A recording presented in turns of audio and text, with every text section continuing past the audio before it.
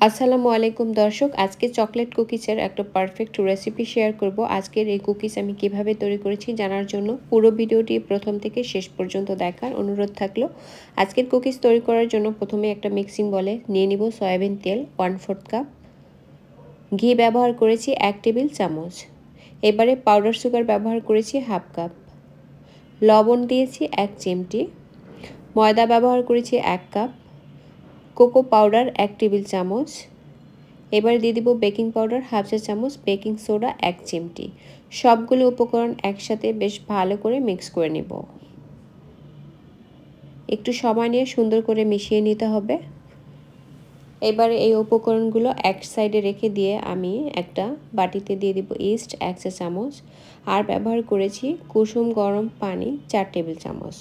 পানি দিয়ে ইস্টটাকে গুলিয়ে 2-3 মিনিট রেখে দিয়ে তারপরে আমি যে মিশ্রণটা আগে তৈরি করে রেখেছিলাম সেখানে অল্প অল্প করে অ্যাড করে দিয়ে তারপরে একটা ডো তৈরি করে নেব। আমার সবটুকু পানিই লেগেছে আর আমার এরকম একটা সফট ডো তৈরি হয়েছে।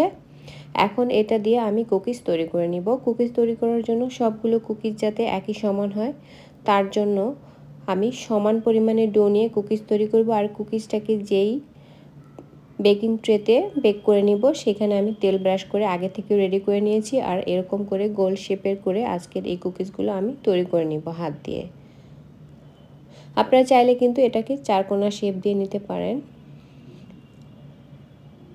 আগে থেকে রেডি করে রাখা বেকিং ট্রেতে আমি কুকিজগুলো তৈরি করব আর একটু ফাঁকা ফাঁকা করে সেট করে নেব। একটু ফাঁকা করে অবশ্যই সেট করতে হবে, আর না হলে কিন্তু বেক করার পরে একটার গায়ে আরেকটা লেগে যাবে। আর আমার সবগুলো কুকিজ ইতিমধ্যে তৈরি করা হয়ে গিয়েছে। এবারে উপর থেকে একটু সাদা তিল দিয়ে দিব, এতে করে কুকিজটা দেখতে যেমন সুন্দর লাগবে তেমনি কিন্তু এটা খেতেও অনেক বেশি মজা হয়।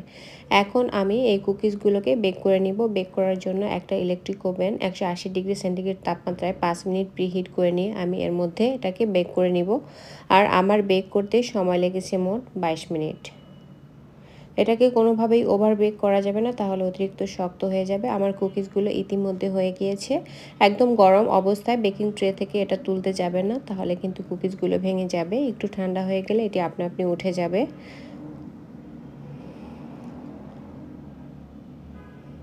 এখন আমি কুকিজগুলোকে এই বেকিং ট্রে থেকে তুলে পরিবেশন করে দেখিয়ে দিচ্ছি কেমন হয়েছে কুকিজগুলো। এই কুকিজগুলো ঝটপট যে কোনো সময় তৈরি করে নেওয়া যায় এবং খুবই অল্প কিছু উপকরণে এটা তৈরি করা যায়। খেতেও কিন্তু অনেক বেশি সুস্বাদু হয়। আজকের এই কুকিজ তৈরির সহজ রেসিপি যদি ভালো লাগে আমার চ্যানেলটি সাবস্ক্রাইব করে রাখবেন, আমার পেজটি ফলো দিয়ে রাখবেন এবং নিয়মিত লাইক কমেন্ট শেয়ার করে আমার চ্যানেলের সঙ্গেই থাকবেন। সবাই অনেক অনেক ভালো থাকবেন। আল্লাহ হাফেজ।